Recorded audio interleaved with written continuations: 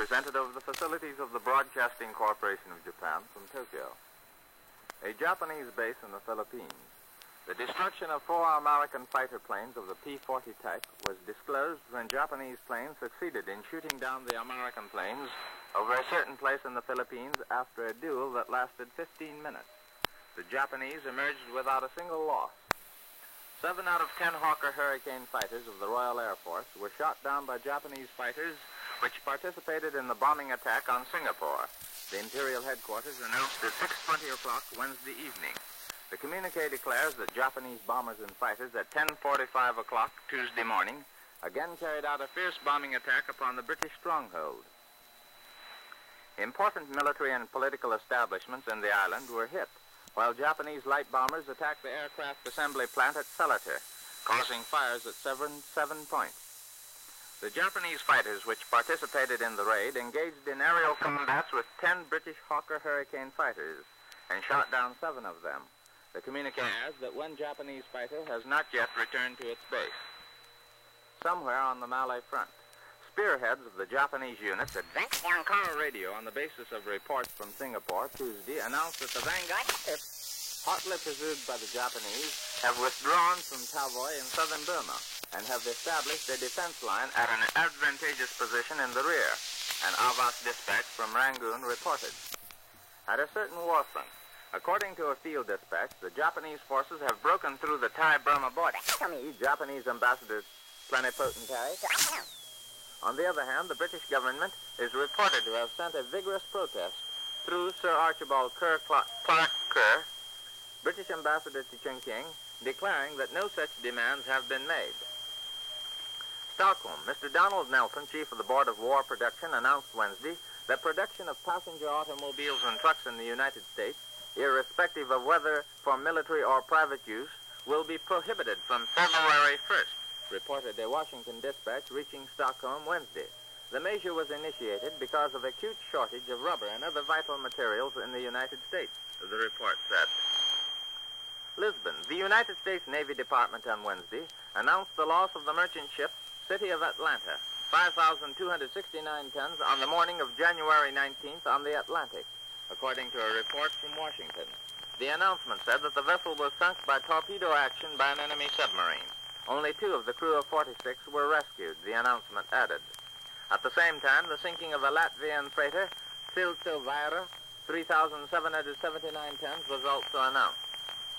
In order to meet the ever-increasing number of communications between Japan and French Indochina, caused by the strengthening of the friendly ties between them, the Japanese Communications Ministry has recently concluded an agreement with the French Indochina authorities for opening direct wireless connection between Tokyo and Hanoi to be started for business tomorrow, Friday. So far, there has been only 1 wireless circuit between Osaka and Saigon for communication between the 2 countries. The new circuit will be in operation for communication mainly between the north of French Indochina and Japan, while communication between Japan and southern French Indochina will be handled by the Osaka-Saigon line as before. And that, ladies and gentlemen, concludes the radio news presented over this hour over the facilities of the Broadcasting Corporation of Japan from Tokyo. Your newscaster was Isao Yoshi. Now at this time, we bring you by means of electrical transcription the voices of the American war prisoners who were brought back to Japan from Wake Island. First, you will hear Dr. Gustav Mason Kahn, Navy surgeon from Galveston, Texas. Dr. Gustav Mason Kahn. This is Dr. C. Mason Kahn speaking. Doctor in the Navy. My home address is Galveston, Texas. Since I have been a prisoner of the Japanese government, I have been well treated. There has been full cooperation given the medical department by the Japanese doctors with whom I have come in contact.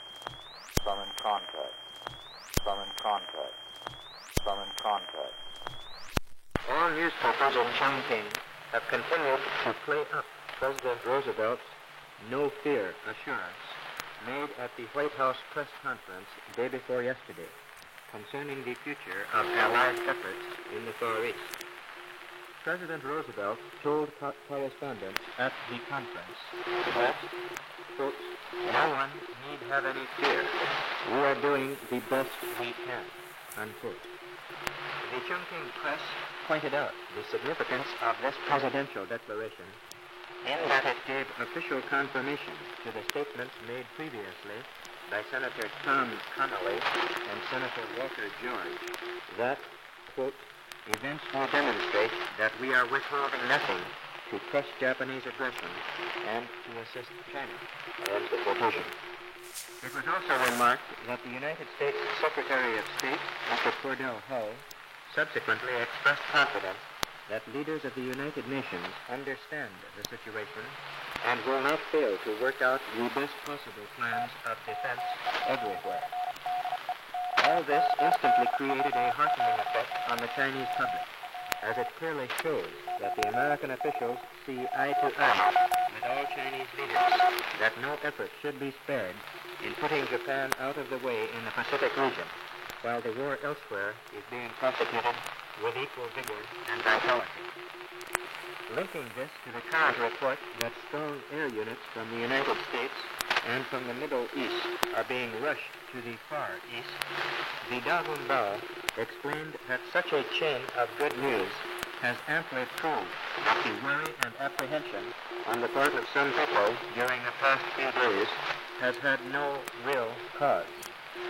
Meanwhile, sanguinary fighting continues in Johor, in Malaya, with the British and Australians fighting bravely at distances from 50 to 90 miles from Singapore. Today's Chinese war communique states that on the East Hunan front, the Chinese are tightening the siege of Huaiyang. Part of the Japanese garrison inside the walled city, numbering 1,000 officers and men, rushed out of the North Gate on Monday morning in a desperate attempt to break through. Following a brief engagement, however, they were hurled back with heavy casualties. The Chinese have since been attacking Huaiyang's east and south, as well as the North Gates. On the North Jiangsu front, this is north of Shanghai, in eastern China, a Chinese unit broke into an enemy stronghold near Huai'an one night last week. The Chinese inflicted some 200 casualties on the enemy after night-long street fighting. You are listening to the Voice of China in Chongqing. Mrs. Xie Chin Wang, the widow of the late commander of the doomed battalion in Shanghai, was received by the Generalissimo Zhang at 4 o'clock yesterday afternoon. Earlier, Mrs. Xie had been honored at a tea reception given by the Chinese National Association for War Relief at the New Life Center in Chongqing, at which were present Madame Jiang Kai-shek, Madame Feng Yuxiang, Madame Ma Xiaochun, Mrs. William Wong, Miss Tang Guo-chen, and others. In a brief address of welcome, Madame Jiang paid high tribute to the heroism, courage, and spirit of sacrifice of the late Colonel Xie. She said it was only through the heroic sacrifices made by such heroes as Colonel Xie in the last 4.5 years that China has now become one of the big 4 powers in the world. Responding, Mrs. Xie expressed the hope that the dependents of the members of the doomed battalion will receive assistance from the government. Direct wireless service between Chengdu and Sydney, Australia was commenced yesterday. Meanwhile, the international broadcasting station, that is Station XGOY in Chongqing, resumed daily news broadcasts in the Tao language from 8 p.m. to 8:15 p.m. on Monday. News programs in Annamese will be resumed later. The Chinese Amalgamated Benevolent Association in San Francisco cabled Generalissimo Jiang Kai-shek on January 16th, announcing the remittance of 500,000 Chinese dollars as a donation to the Chinese Army Winter Garment Fund. The Generalissimo has cabled his appreciation for the gift.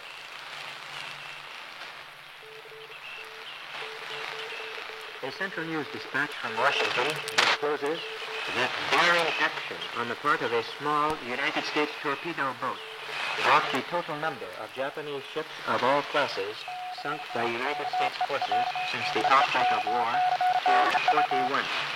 Of these, the American Navy sank 29, and the Army destroyed 12. In addition, the Dutch have sunk 24 Japanese ships. The little motor torpedo boat of the American Asiatic Fleet on Tuesday penetrated the Japanese defended harbor at Subic Bay, northwest of Bataan Peninsula on Luzon Island, and sank a 5,000-ton Japanese ship. The tiny boat is one of the fleet of suicide ships of the American fleet. It slipped into the Japanese harbor in the darkness and, running the gauntlet of Japanese shore batteries and machine gun fire, loosed its torpedo and escaped. Earlier, the United States Army announced the sinking of a Japanese cruiser in the China Sea by 6 American bombers. Another Central News dispatch from Washington states, following talks with President Roosevelt and Secretary of State Cordell Hull, Hubertus van Mook, Lieutenant Governor of the Netherlands East Indies, told reporters that aerial reinforcements from the United States would enable the Dutch to hold the Japanese in check in the southwestern Pacific. Asked if he thought Washington appreciated the importance of the Southwest Pacific, Mr. Van Mook replied, "I certainly do." Still another Central News dispatch from Washington quotes the London Daily Mail, which reported that a certain Japanese-controlled radio station announced that 3 30,000-ton battleships had been sighted in the Straits of Malacca between Malaya and Sumatra by a Japanese plane. The pilot could not determine whether the ships were American or British. You are listening to the Voice of China, station XGOY in Chongqing. A Central News dispatch from Singapore states that more than 3,000 Chinese laborers have been supplied by the newly formed Chinese Mobilization Council to the local authorities. Mr. Lim Bo-sung, chairman of the Labor Recruiting Subcommittee, said he had no difficulties in meeting the daily call for workers. "I can supply more if necessary," Mr. Lim declared. The Association of Refugee Factories in Sichuan, which drew considerable attention at a 15-day exhibit recently held in Chongqing, is a formidable industrial unit of more than 220 factories removed to Sichuan from coastal provinces since the outbreak of the Sino-Japanese War. Their aggregate capital was roughly estimated last summer at $300 million Chinese dollars. 10 of the associated factories fall under the heavy industries category, each with a capital of more than $10 million. They boast a total labor force of upwards of 15,000 workers. While no exact figures are available on their aggregate output, an official of the association put the daily net profit of one of them, the Tianyuan Electric and Chemical Factory, at $10,000. Largest of the 10 heavy industry plants is the China Industrial Company. Though a member of the association, this is not a refugee factory from the coastal provinces. A government commercial concern established in Chongqing, it was instructed by the Ministry of Economic Affairs to join the association. Its daily output is valued at $20,000, and its labor force totaled 5,000 men. The other 210-odd factories fall into more than 50 classifications. Machine shops predominate, while weaving, spinning, and dyeing plants constitute the next majority, with chemical industries coming a close third. They operate on varied scales, with a working force ranging from 30 to 100 men each. Many of these factories are of unique importance. The China Industrial Mechanical Factory, for instance, alone makes Chinese typewriters. Difficulties in getting raw materials, however, have greatly reduced production. Formerly in Shanghai, it produced more than 500 Chinese typewriters each year. Only 80 have been manufactured since its removal to Sichuan.